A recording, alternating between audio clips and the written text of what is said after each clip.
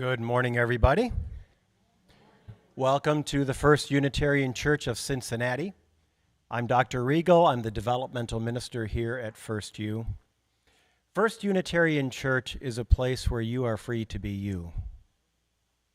No matter your race, your sexual orientation, your gender identity, your socioeconomic status, your age, what have you. So bring your questioning mind, your expansive heart, your entire self to this beloved community. Our mission at First Church is to welcome all with love, to support learning and spiritual growth, to serve our wider community, and to work for justice, equity, and inclusion. If you're visiting with us today, we especially welcome you. Please feel free to join us for coffee hour following the service. We'd love to get a chance to know you a bit better and tell you about our beloved community. And our flowers this morning are gifted by Sally Behringer in memory of her mother, Jane Behringer, who would have been 97 tomorrow on February 2nd. So before we proceed with our service, let's take a moment and wave to the people who are watching from home, and then rise and greet our neighbors or say hello in the chat if you're watching from home. And when you hear the singing bowl ring, please return to your seats.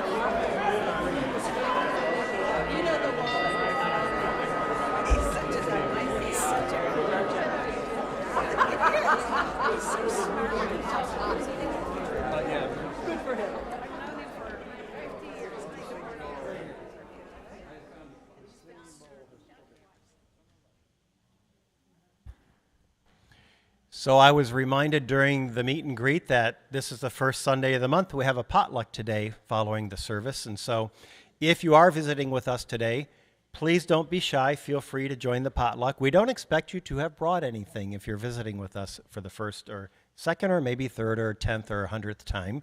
Everybody is welcome to join in the feast. Today's service is in honor of Langston Hughes.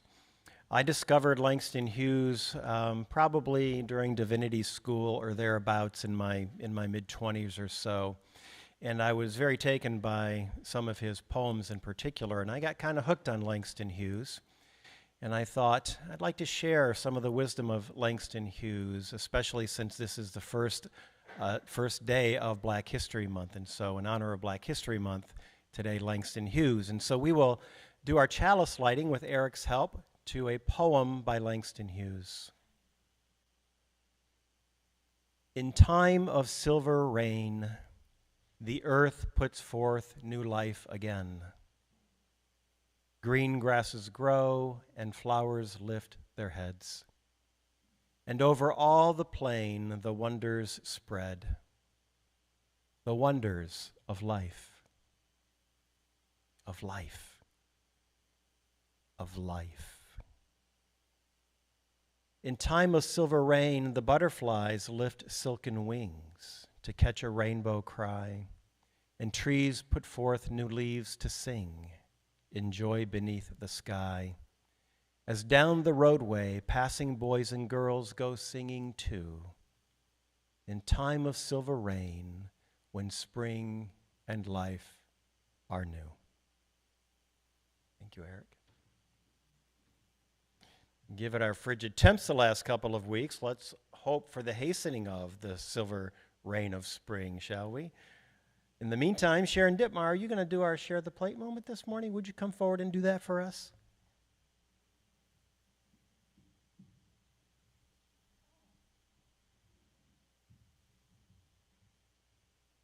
Good morning, everyone.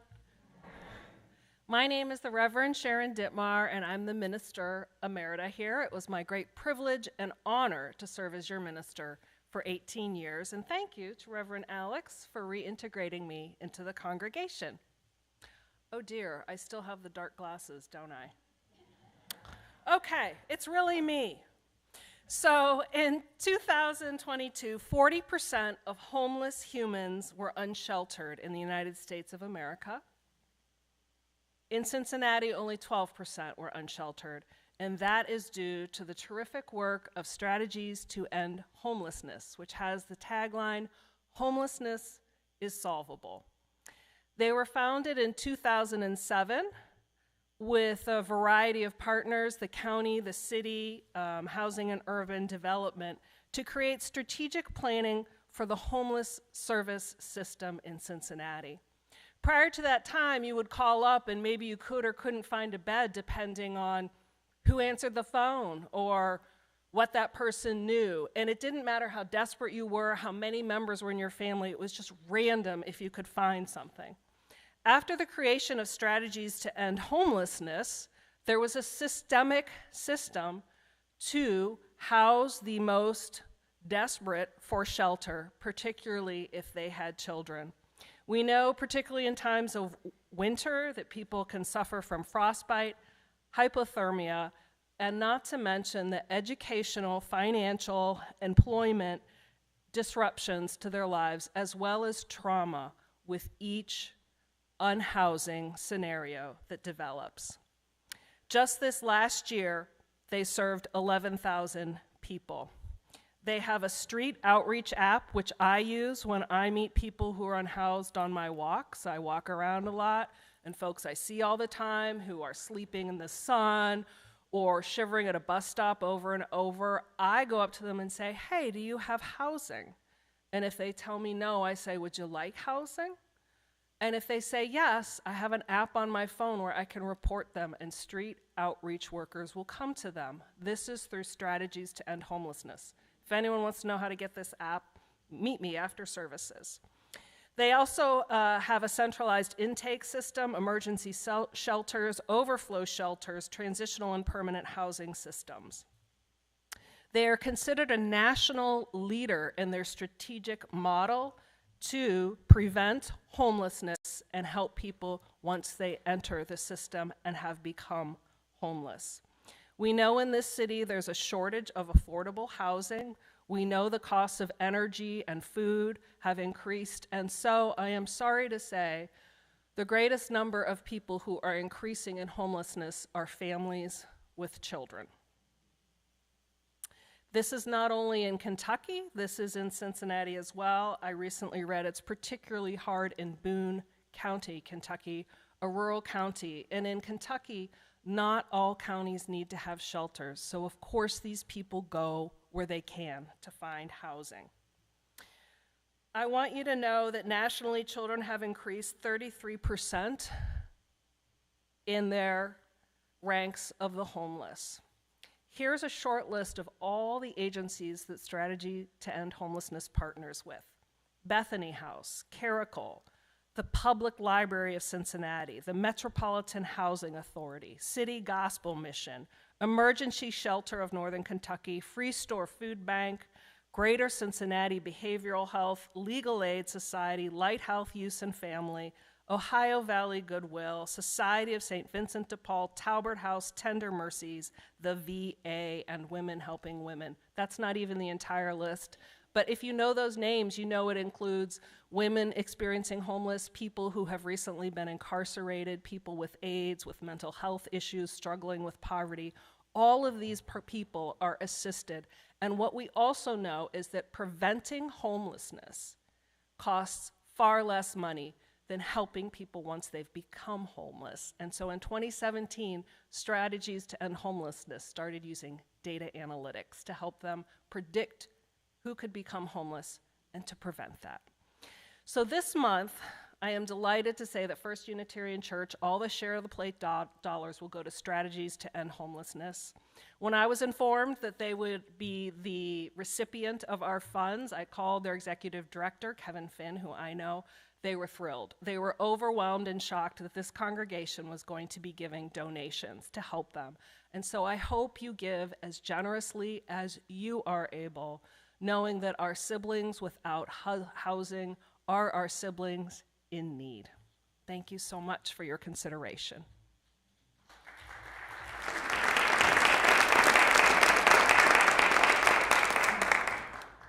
So we will be taking up the offering for the Share the Plate opportunity following the meditation during the musical interlude today. Our first hymn this morning is number 149. It's in the gray hymnal. The words will also appear behind me on the screen over the pulpit. Lift every voice and sing. Please turn to it and rise as you are able.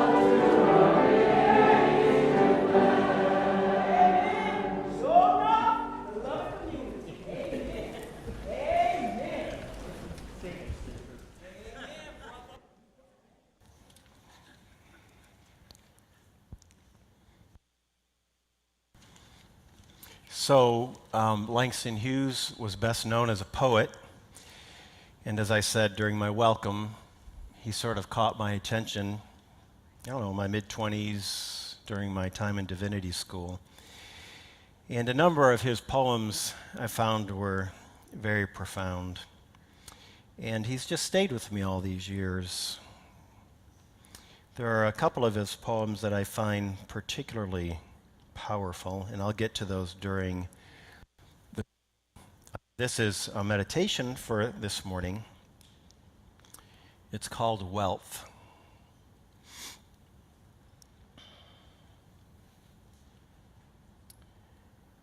From Christ to Gandhi appears this truth.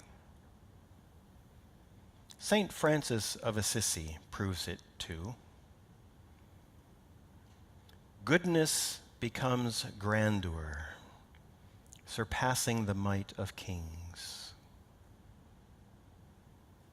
Halos of kindness brighter shine than crowns of gold, and brighter than rich diamonds sparkles the simple dew of love.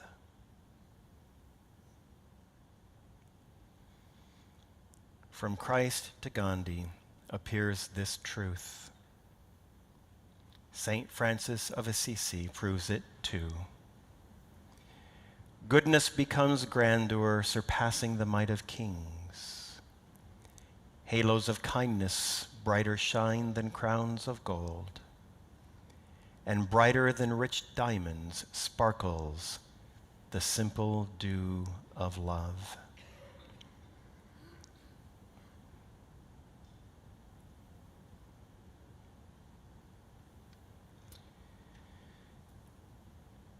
Poems, like people, as you've heard me say, are Rorschach blots. When we encounter a poem, each of us might encounter something different in the same poem. What we encounter depends on the nature of who we are when we encounter a poem.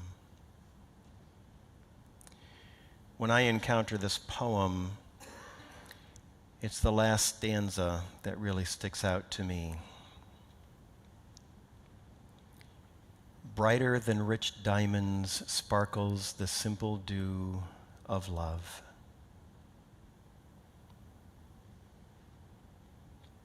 The simple dew of love. I'd like us to take a moment and reflect upon that simple phrase.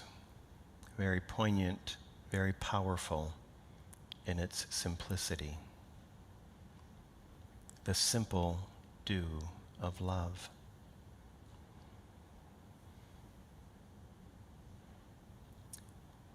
The world has challenged us yet again, as it seems to be doing relentlessly these past years. And from Minnesota to Moscow, from the halls of Congress to the streets of our cities, we are again challenged with forces and dynamics that test our mettle, frankly, that test our spiritual mettle. And when we are so tested, there's always a question being begged. How are we to show up in the world, giving the way of the world these days?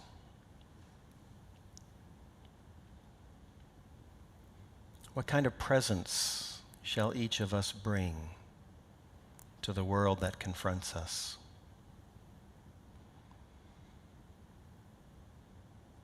This is something that each of us must discern for ourselves in the private chamber of our hearts.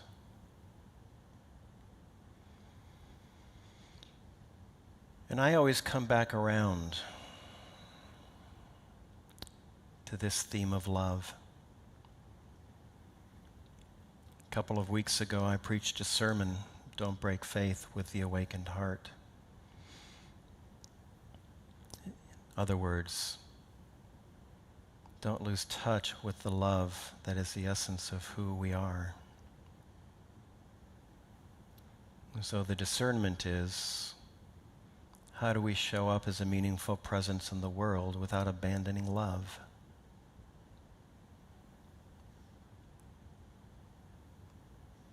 There are various answers to that, depending on who each of us is. But of all things, my friends, do not abandon love in this time or any time.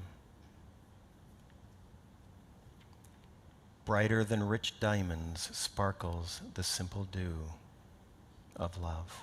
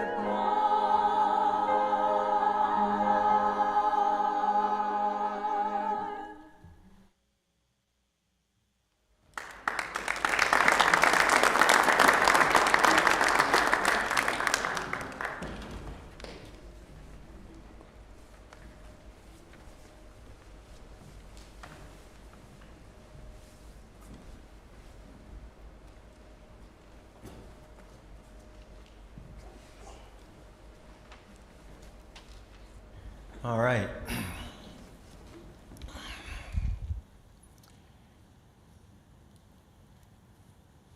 So, one of my hopes is that after 2.5 or so years with you, my preachings become predictable.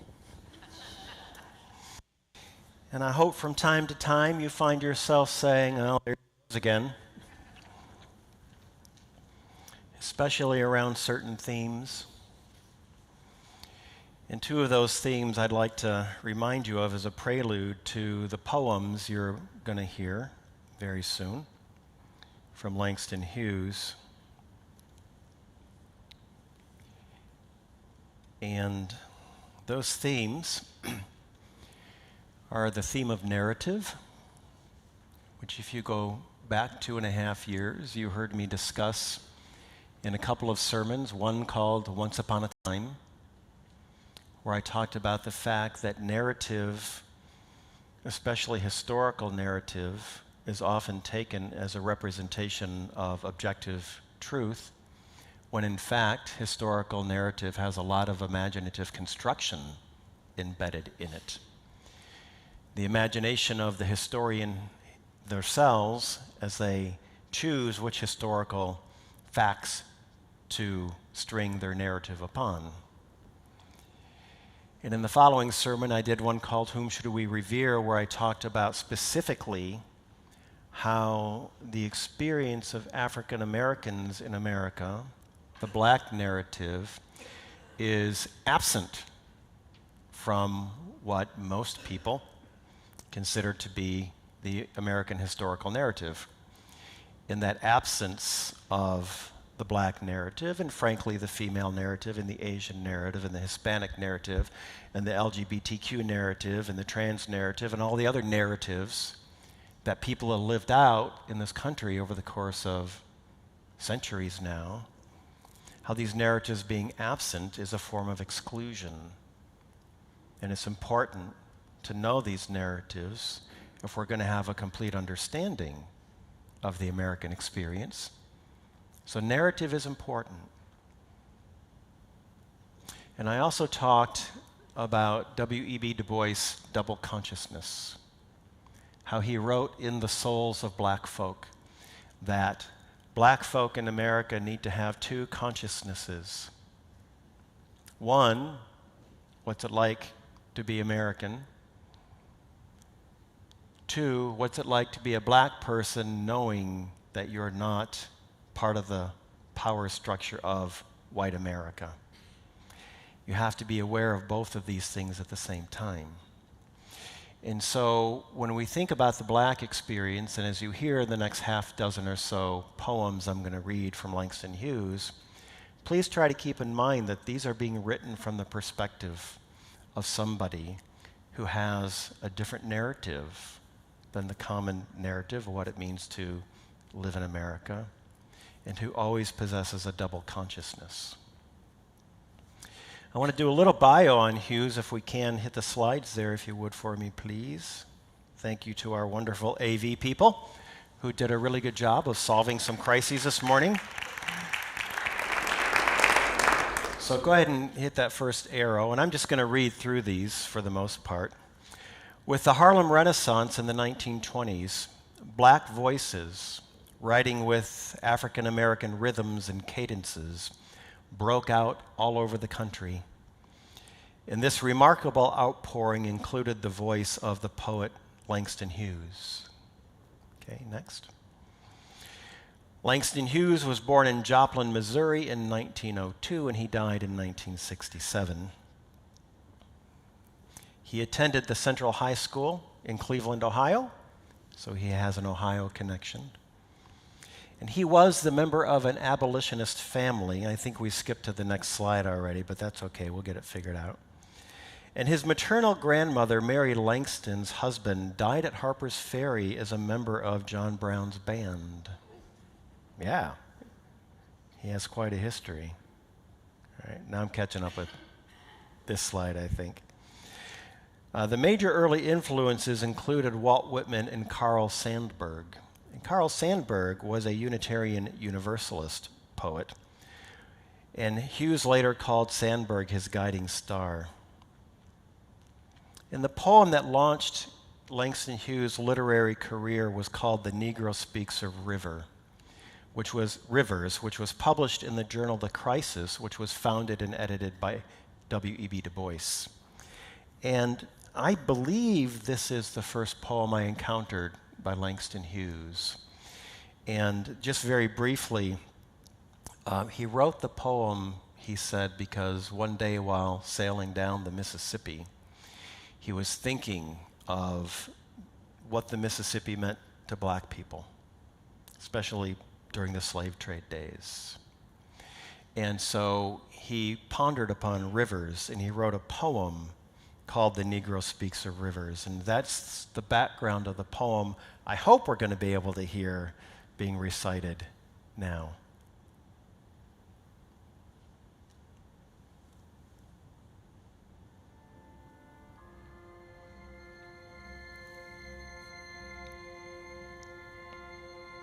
I've known rivers. I've known rivers ancient as the world and older than the flow of human blood in human veins. My soul has grown deep like the rivers. I bathed in the Euphrates when dawns were young. I built my hut near the Congo, and it lulled me to sleep. I looked upon the Nile and raised the pyramids above it. I heard the singing of the Mississippi when Abe Lincoln went down to New Orleans, and I've seen its muddy bosom turn all golden in the sunset. I've known rivers, ancient, dusky rivers. My soul has grown deep like the rivers.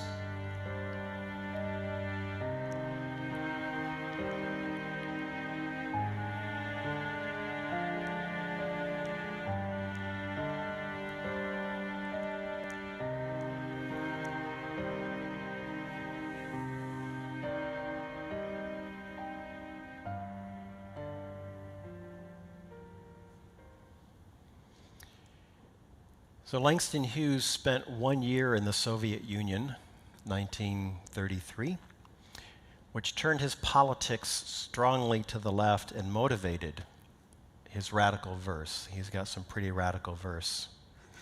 And in 1953, he suffered public humiliation at the hands of none other than Senator Joseph McCarthy, who forced him to appear in Washington, D.C. to testify about his political leanings.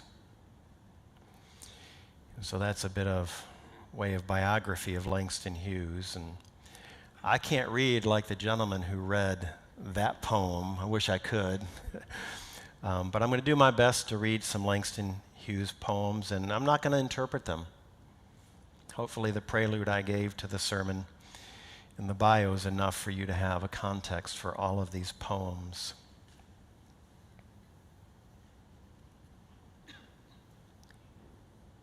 Aunt Sue's Stories. Aunt Sue has a head full of stories. Aunt Sue has a whole heart full of stories. Summer nights on the front porch, Aunt Sue cuddles a brown-faced child to her bosom and tells him stories. Black slaves working in the hot sun, and black slaves walking in the dewy night, and black slaves singing sorrow songs on the banks of a mighty river, mingle themselves softly in the flow of old Aunt Sue's voice, mingle themselves softly in the dark shadows that cross and recross Aunt Sue's stories. And the dark-faced child listening knows that Aunt Sue's stories are real stories. He knows that Aunt Sue never got her stories out of any book at all, but they came right out of her own life. The dark-faced child is quiet of a summer night, listening to Aunt Sue's stories.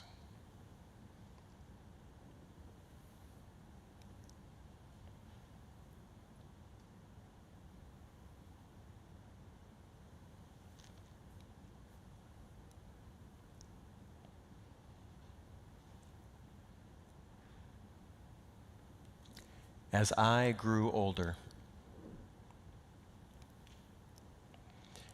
it was a long time ago. I have almost forgotten my dream.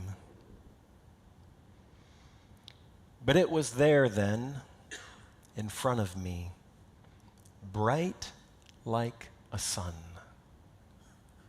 my dream. And then the wall rose. Rose slowly, slowly, between me and my dream. Rose slowly, slowly, dimming, hiding the light of my dream. That wall rose until it touched the sky. The wall,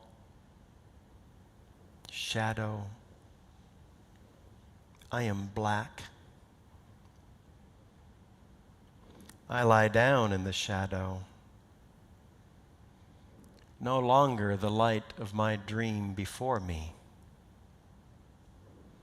Above me, only thick wall, only the shadow.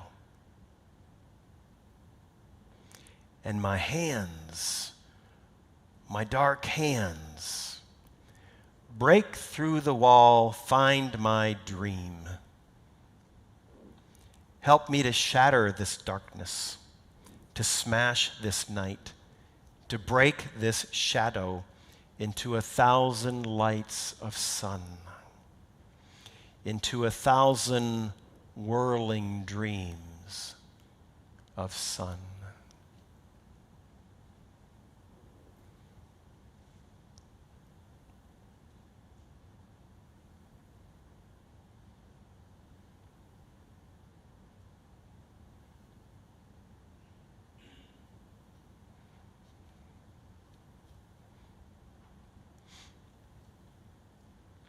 You know, I'm not black. I've done a lot of work around the issue of race.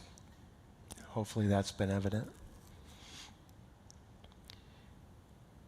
But I would think, from a perspective of this white guy who's done some work around race, that that poem, more than any poem I've ever read, probably encapsulates the black experience in white America the best.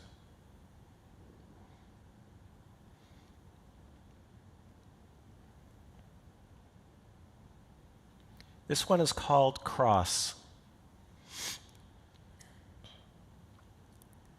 My old man's a white old man, and my old mother's black.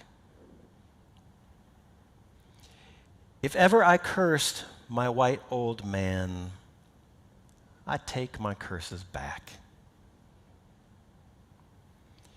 If ever I cursed my black old mother and wished she were in hell, I'm sorry for that evil wish, and now I wish her well.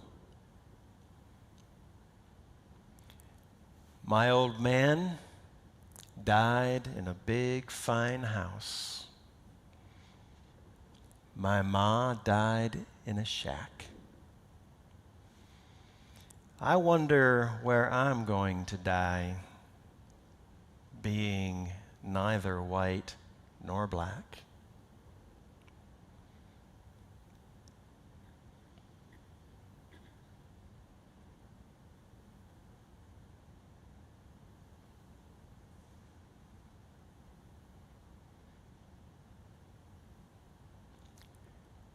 A Christian country.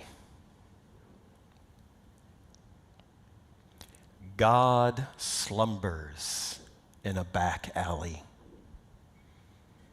with a gin bottle in his hand. Come on, God, get up and fight like a man.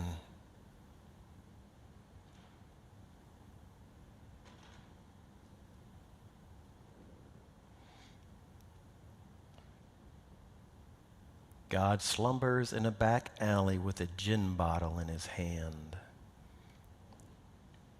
God, what an image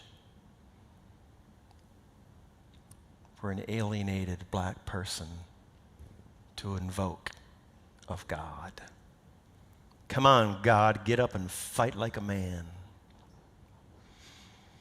Langston Hughes struggled with his Christian heritage quite a bit. This one's called Personal. In an envelope marked Personal, God addressed me a letter. In an envelope marked Personal, I have given my answer.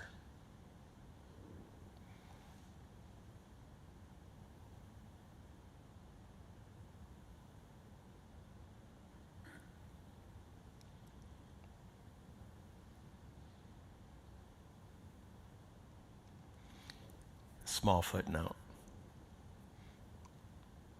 It might be interesting for any of you who have any journaling tendencies or even might find this idea interesting. Do a thought experiment. What if you woke up one morning and on your kitchen table when you went to drink your coffee was an envelope from God to you marked Personal? What would God say to you? And if you were to write back in an envelope marked Personal, what would you say back to God? There's a lot of depth and power in these poems if you sit with them. I often use the phrase, sit with it, or pause.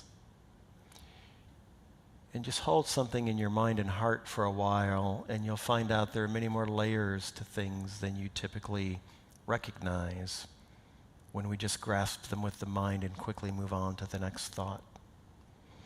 But if you sit with some of these poems, man, they are powerful and deep. God to a hungry child.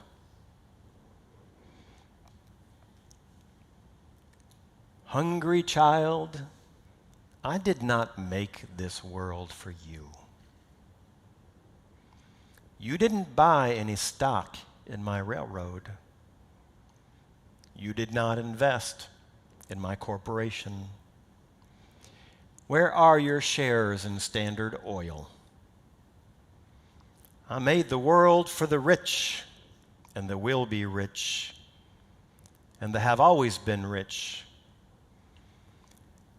But I did not make the world for you, hungry child.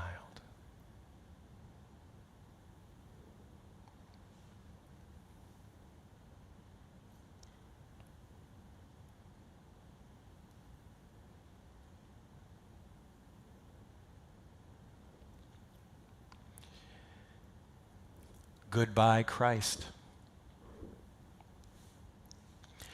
Listen, Christ, you did all right in your day, I reckon. But that day is gone now. They ghosted you up a swell story, too. Called it Bible. But it's dead now. The popes and the preachers have made too much money from it.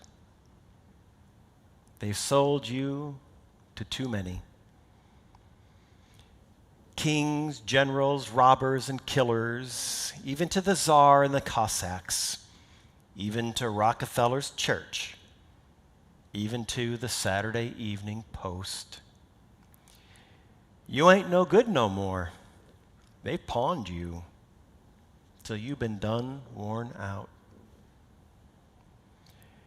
Goodbye, Christ Jesus, Lord God, Jehovah. Beat it on away from here now. Make a way for a new guy with no religion at all. A real guy named Marx, communist, Lenin, peasant, Stalin, worker, me. I said, me. Go ahead on now. You're getting in the way of things, Lord.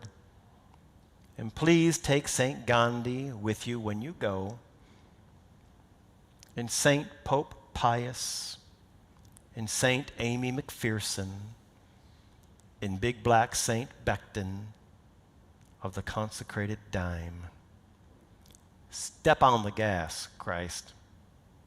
Move, and don't be so slow about moving. The world is mine from now on, and nobody is going to sell me to a king or a general or a millionaire.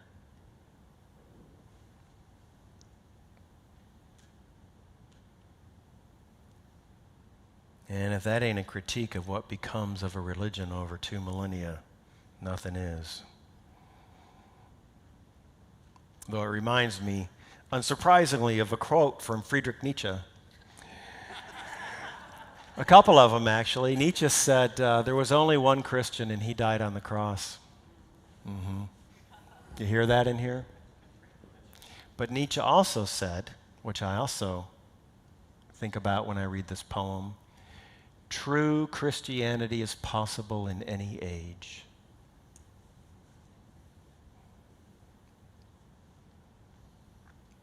Drama for a winter night.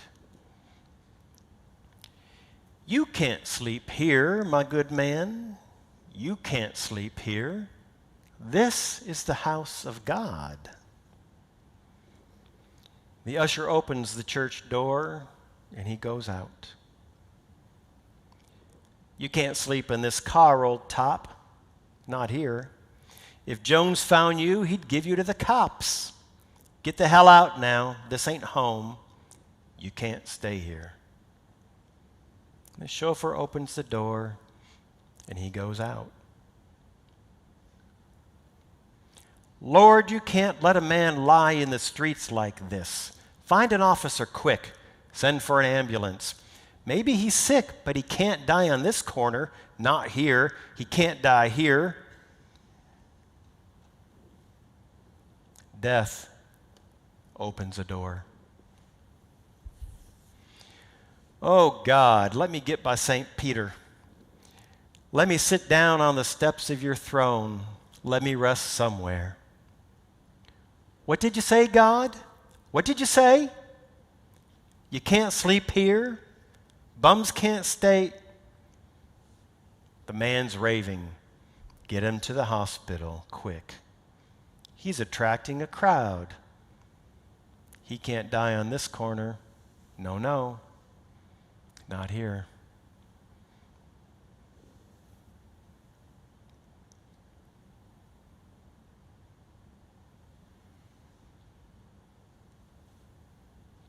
Two more. Justice.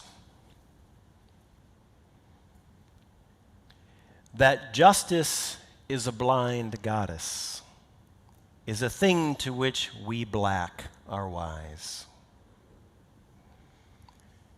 We know her bandages hide 2 festering sores that once, perhaps, were eyes.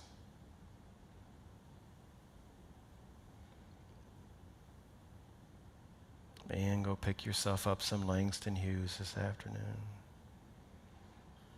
Did y'all get that one? Powerful. that justice is a blind goddess is a thing to which we black are wise. Her bandages hide two festering sores that once, perhaps, were eyes. This last one is called I Too. I too sing America. I am the darker brother. They send me to eat in the kitchen when company comes. But I laugh and eat well, and I grow strong. Tomorrow, I'll be at the table when company comes. Nobody'll dare say to me, eat in the kitchen then. Besides, they'll see how beautiful I am and be ashamed. I, too, am America.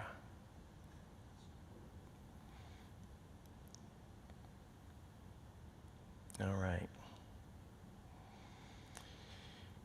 So there's Langston Hughes for you.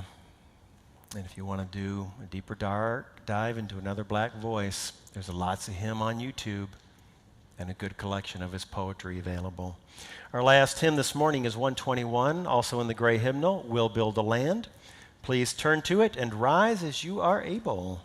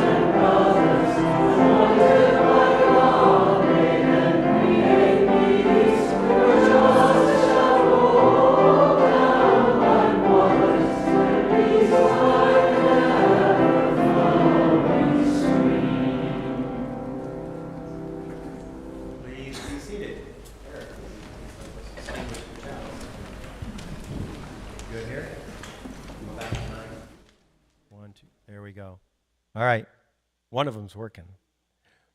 A final Langston Hughes, thank you, sir. It's called To Beauty.